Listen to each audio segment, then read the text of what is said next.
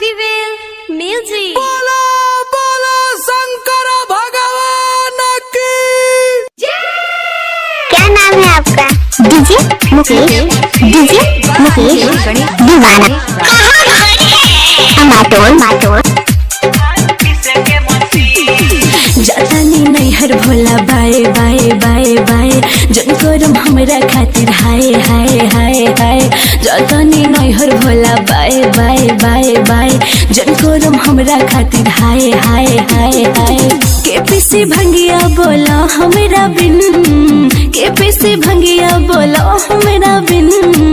बात के पूछी न गौरा हमारा के स्वामी, गौरा हमारा के छोड़ के जइबू जहदी हम लिया भांग पीसे के मशीन।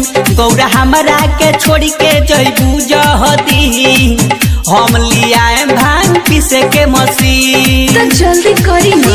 डीजे गणेश राज। क्या नाम है आपका? डीजे मुकेश। डीजे मुकेश दीवाना।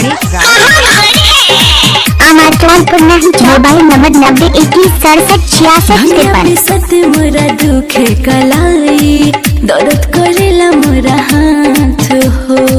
मोतीजा छोड़ी के हमरा के गौरा माने हम तार बात हो।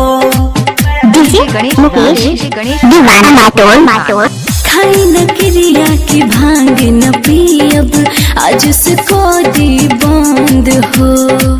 इहे गौरा जी के सहारा हमारा पहिला पसंद हो।